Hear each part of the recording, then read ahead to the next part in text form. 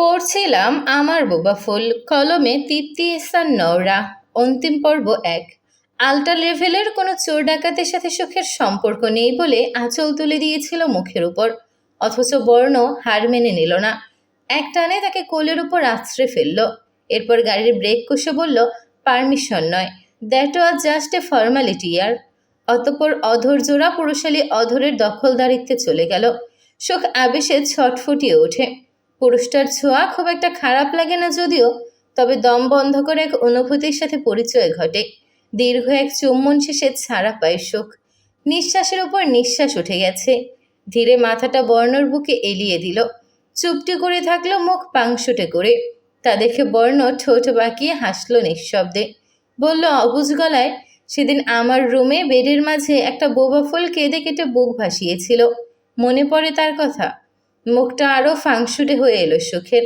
ঘন ঘন দুদিক মাথা ঝাঁকিয়ে ওহু বুঝিয়ে দাঁত বসিয়ে দিল বর্ণর বুকে। মিছে আর্তনাদে বর্ণ চেঁচিয়ে ওঠে, আউচ! জানবো, হৃদয় চিনচিন করছে তো ব্যথায়। পাষাণীর মতো এভাবে যখন তখন কামড়াকামড়ি করতে আছে। কিছু মিছুর ক্রেভিংস উঠে যায়। রাত নামুক, বাড়ি পৌঁছায় আগে। চোখ খিচে বুকে মুখ লুকায় সুখ। এই পুরুষ জঘন্য রকমের অসভ্য। আগে জানলে ভালোই বাসত না সে। গাড়ি পুনরায় স্টার্ট দিতে দিতে শব্দ করে হেসে ফেলল বর্ণ। মুখ নামিয়ে কপালে চুমু এঁকে দেয় বউয়ের। সেদিনও বর্ণ কাছে আসতে চাইলে সুখ নাকচ করে দিয়েছিল। কি ভেবে বর্ণ এক ইশারায় মেনে নিল তার চাওয়া। নিজেকে দমিয়ে বেরিয়ে গেল রুম থেকে। ফিরে এসে দেখতে পেল বেডের মাঝে ক্রন্দনরত সুখকে। সে কি কান্না! চোখের পানি নাকের পানি এক করে ফেলেছে। অস্ত্র মুছতে মুছতে গাল প্রায় রক্তিম। এর কারণ ছিল একটাই, সে না হয় নিষেধ করেছে। বর্ণ কেন বরাবরের মতো জোরপূর্বক কাছে এলো না, আদর দিল না কেন? নিশিরাত। ঘড়ির কাঁটা তখন রাত 1টার ঘরে। ছোট বড় একাধিক ভবনের মাঝে রাস্তার প্রান্তরে 7তলা একটি ভবন দাঁড়িয়ে আছে প্রকাণ্ড। ভবনের 3য় তলা, রুম নাম্বার 503। ভেতর থেকে ভাঙচুরের শব্দ ভেসে আসছে, সেই সাথে মেয়েলি একটা ভয়ার্ত স্বর, আগুন আগুন, ছেড়ে দাও ওকে, আগুনে কেউ আছে, পুড়ে যাচ্ছে ও, প্লিজ ওকে বাঁচাও, আমায় মুক্তি দাও, আই এম সরি। আগুন আগুন। এলোমেলো চুলের মলিন বরণের মেয়েটা দুহাতে বালিশ চেপে যথাসাধ্য সেটে গেল খাটের সাথে। পারলে হেডবোর্ডে ঢুকে যায়। একসময় মাথা চুলকাতে চুলকাতে হু হু করে কেঁদে উঠল। ফের বলল নিভু নিভু গলায়, আগুন, ওখানে আগুন। অদূরে মধ্যবয়সী এক ভদ্রমহিলা আঁচলে মুখ চেপে কাঁদছে। চোখের সামনে মেয়ের এই অবনতি প্রত্যক্ষ করা কোনো মায়ের পক্ষেই সম্ভব নয়। তবে সম্ভব অসম্ভব, চেষ্টা অপচেষ্টার ঊর্ধ্বে নিয়তি বলেও কিছু একটা আছে। তার জোরেই স্বামী আজ মানসিক হসপিটালে দাঁড়িয়ে। মেয়ে কিছুটা শান্ত হয়ে আসতেই ধীরে এগিয়ে গেলেন তিনি। অতি সাবধানে কদম বাড়াতে বাড়াতে বললেন, মিশমি, বাচ্চা আমার, কাম ডাউন। চারপাশে তাকিয়ে দেখো, আগুন নেই কোথাও। বড্ড ক্লান্ত হয়ে আছে মেয়েটির দেহ। ঢুলো ঢুলো চোখ তুলে তাকায়। হ্যাঁ, এই মেয়েটাই মিশমি। পুরো দুনিয়ার কাছে সে এখন মানসিক রোগী। ঝলসে যাওয়া শরীর সার্জারি করে উন্নত চিকিৎসার জন্য দেশে বিদেশে কারি কারি টাকা ঢেলে বাবা মা তাকে মৃত্যুর মুখ থেকে ফিরিয়ে তো এনেছে। তবে সে হারিয়েছে মানসিক ভারসাম্য, নিজের অস্তিত্ব। এই মিশমির চেহারার সাথে আগের চেহারার আকাশ পাতাল তফাৎ। হতে পারে সার্জারিতে গোলমাল। যেদিন থেকে জ্ঞান ফিরেছে সেদিন থেকেই আগুন, কেউ আছে আগুনের ভেতর, পুড়ে যাচ্ছে সে, ওকে বাঁচাও, এমনই চিৎকার চেঁচামেচি করে ভাঙচুর শুরু করে। নিজের অস্তিত্ব লুকিয়ে ফেলতে ভীষণ তাড়া থাকে তখন। স্বজনদের কাউকে চেনে না। রাত দিন মিশমির জপা কথাগুলোর সত্যতা যাচাই করতে পুলিশ আপ্রাণ চেষ্টা করেও ব্যর্থ। শক্তপোক্ত কোনো ক্লু নেই হাতে। সন্দেহভাজন কাউকে চোখেও পড়ছে না। সন্দেহের তীর আসফিয়ান বর্ণর দিকে যাওয়ার প্রশ্নই ওঠে না, কারণ মিশমিকে খুঁজে পেতে তার আর চিকিৎসা সেবা ইত্যাদিতে ইত্যাদিতে বর্ণর অবদান রয়েছে প্রচুর। শাড়ির আঁচলে মিশমিকে লুকিয়ে ঠোঁট কামড়ে কান্না আটকানোর বৃথা চেষ্টা চালিয়ে গেলেন সামিয়া। বিদেশ থেকে অপুষ্টিকর, শুকিয়ে কাঁচ অনুরূপ শরীরের মিশমিকে নিয়ে নিজেদের বাড়িতে নিজেদের সাথে রাখার সিদ্ধান্ত নিয়েছিলেন তারা। কিন্তু দিনকে দিন মানসিক অবস্থার অবনতি হচ্ছিল মিশমির। ভাঙচুর নিজেকে শেষ করে দেওয়ার খুব তাড়া যেন তার। উপায়ান্ত না পেয়ে 6-7 মাস আগে এখানে রেখে গেছে তাকে। মার আঁচল থেকে ধীরে মাথা তুলে নির্বোধ শিশুর মতো মিশমি প্রশ্ন করে, কে তুমি? রোজ এই প্রশ্নের সম্মুখীন হতে হয় সামিয়াকে। আজ উত্তর পেলে কাল পুনরায় ভুলে যায় মিশমি। ধরে আসা গলায় সামিয়া বলে, মমকে চেনো না? মম? এটা কি? মা। ওহ, তুমি আমার মা হও? হুম। মা তোমাকে খুব ভালোবাসে। ভালোবাসে? ফ্যাল ফ্যাল চেয়ে রয় সে। ভালোবাসা কাকে বলে বুঝতে পারে না। একটু পর বলতে চাইল ক্ষীণ স্বরে, আগুনে কেউ আছে তাকে। কথা সমাপ্তির আগে ঘুমের কোলে ঢলে পড়ে মিশমি। ইঞ্জেকশনের প্রভাব। মেয়েকে শুইয়ে দিয়ে তাকে বুকে জড়িয়ে নিজেও শুলেন সামিয়া। ডক্টরের অনুমতিতে প্রায়শই মেয়ের পাশে এসে রাত কাটান তিনি। সময় চলে সময়ের নিয়মে, তার কোনো পিছুটান নেই। কি অদ্ভুত! এরপর এরপর বৈচিত্র্যময় এই জীবন থেকে হারিয়ে গেল কত শতক্ষণ, কত সময়। 1 মাস নয়, 5 মাস নয়, বহু মাস। সামান্য ভুলে কারো জীবন বরবাদ হলো। কেউ বা খুঁজে পেল বাঁচার নতুন আশা, কেউ ত্যাগ করল পৃথিবীর মায়া, কেউ পাল্টে নিল জীবনের গতিপথ। অবশেষে এটাই প্রমাণিত হয়, কারো জীবন চিরদিন এক জায়গায় থমকে থাকে না। দিনের পর রাত নামে, রাতের পর দিন। এভাবেই হায়াতের দিন থেকে এক একটা দিন বিয়োগ হয়ে মানুষ অবচেতনেই ধাবিত হচ্ছে শেষ পরিণতির দিকে। অথচ নির্বোধ মানবকুল তখনও দুনিয়ার মোহে ডুবে বিভোর। আফসোস, জেসি আর তার মিস্টার অ্যারোগেন্ট মিলে নতুন এক জীবনে পদার্পণ করেছে এরই মধ্যে। সেই চঞ্চল হরিণীর মতো ছটফটে মেয়েটাও মা হতে যাচ্ছে।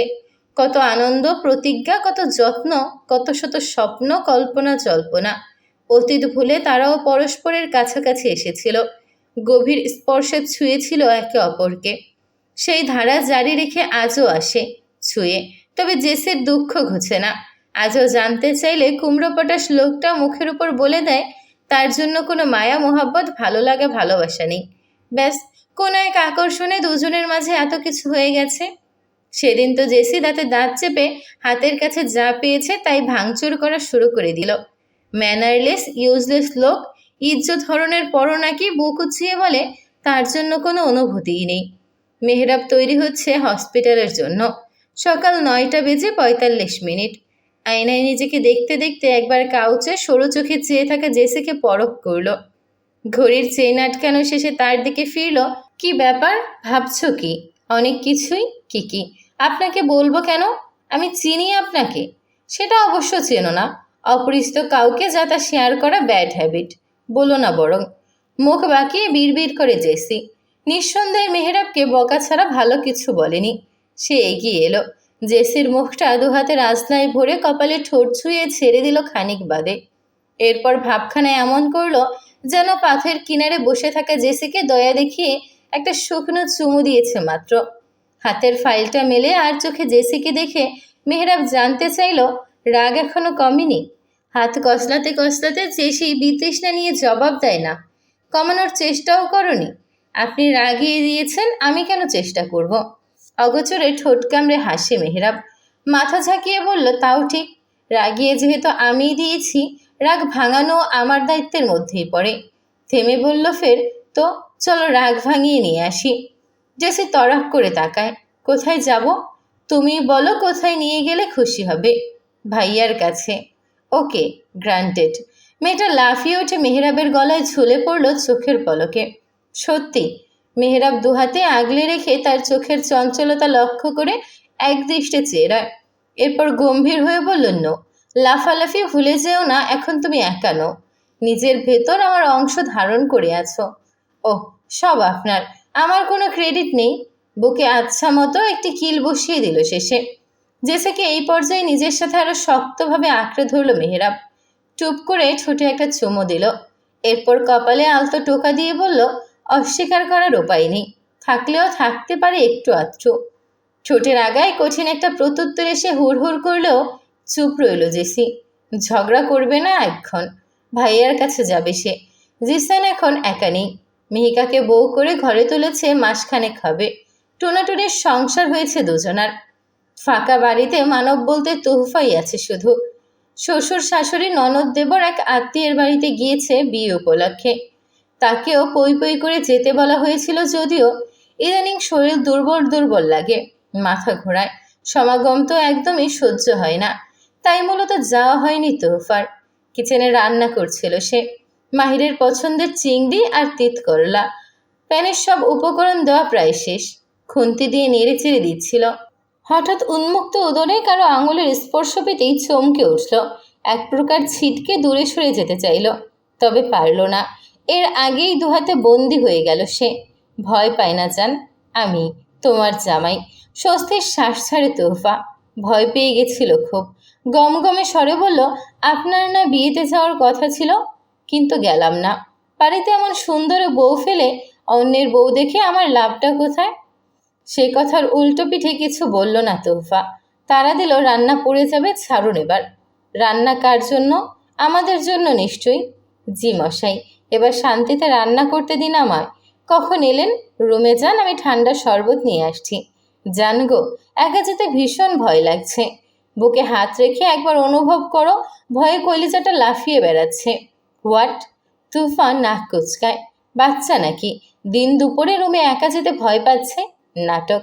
মাহির প্রত্যুত্তর না করে গ্যাস অফ করে দিতেই মেয়েটা রেগে গেল। গ্যাস বন্ধ করে দিলেন কেন? খাবেন কি? ঠোঁট বাঁকিয়ে হেসে সরু চোখে তাকালো মাহির।